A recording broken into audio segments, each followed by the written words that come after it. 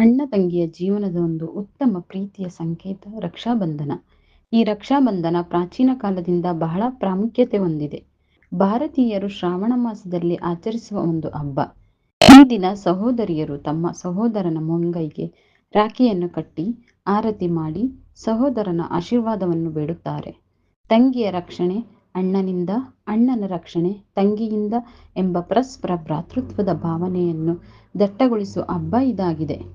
ಅಣ್ಣ ತಂಗಿಯರ ಬಾಂಧವ್ಯವನ್ನು ಪ್ರತಿಯೊಬ್ಬರೂ ಭಾವನಾತ್ಮಕವಾಗಿ ಸ್ಮರಿಸುವ ಈ ದಿನ ಬಾಲ್ಯದ ಅನೇಕ ಸಿಹಿ ಕಹಿ ನೆನಪುಗಳನ್ನು ನಮ್ಮ ಮನದಲ್ಲಿ ಮೂಡಿಸುತ್ತದೆ.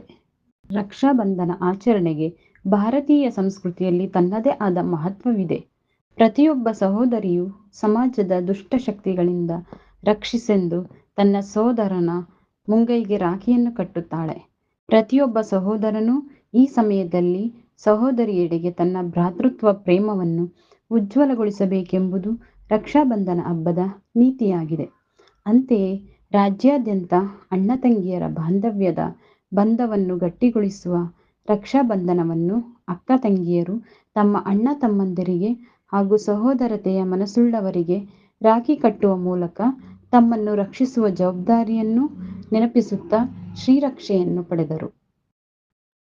ಶಿವಮೊಗ್ಗ ಸಮೀಪದ ಬಸವನಗಂಗೂರಿನಲ್ಲಿ ಜಿ. ಮಹೇಶಪ್ಪ ಮತ್ತು ನೀಲಮ್ಮ ದಂಪತಿ ಮನೆಯಲ್ಲಿ ರಕ್ಷಾಬಂಧನದ ಸಂಭ್ರಮ ಮನೆ ಮಾಡಿತ್ತು.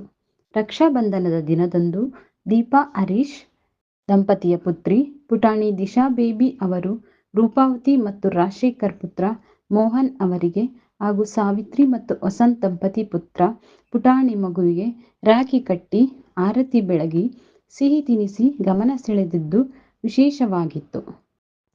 ಮೋಹನ್ ಸಹ ಪುಟಾಣಿ ದಿಶಾ ಬೇಬಿಗೆ ಉಡುಗೊರೆ ಕೊಟ್ಟು ರಕ್ಷಾಬಂಧನದ ಶ್ರೀರಕ್ಷೆ ನೀಡಿದರು. ರೂಪಾವತಿ ಮತ್ತು ರಾಜಶೇಖರ್ ದಂಪತಿ ಪುತ್ರಿ ಸಿಂಚನಾ ಸಹ ತನ್ನ ಒಡಹುಟ್ಟಿದ ತಮ್ಮ ಮೋಹನ್ಗೆ ಹಾಗೂ ಸಾವಿತ್ರಿ ವಸಂತ್ ದಂಪತಿಯ ಪುತ್ರ ಪುಟಾಣಿ ತಮ್ಮನಿಗೂ ರಾಖಿ ಕಟ್ಟಿ ಖುಷಿ ಸಂಭ್ರಮಿಸಿದರು. ತನ್ನ ಅಕ್ಕ ಸಿಂಚನಾಗೆ ವಿಶೇಷ ಉಡುಗೊರೆ ನೀಡಿ ಹರಸಿದರು. ತಾಯಿ ನೀಲಮ್ಮ ಹಾಗೂ ರೂಪಾವತಿ ಮತ್ತು ರಾಜಶೇಖರ್, ರುಕ್ಮಿಣಿ ಮತ್ತು ರವಿ, ದೀಪಾ ಮತ್ತು ಹರೀಶ್, ಸಾವಿತ್ರಿ ಮತ್ತು ವಸಂತ್ ದಂಪತಿಗಳು, ರಮ್ಯಾ ಮತ್ತು ಅರ್ಜುನ್ ದಂಪತಿಗಳು ಈ ಸಂಭ್ರಮಕ್ಕೆ ಸಾಕ್ಷಿಯಾದರು. ರಕ್ಷಾಬಂಧನವೇ ಅಣ್ಣ ತಂಗಿಯರ ಬಂಧವ ಬಿಗಿ ಮಾಡು,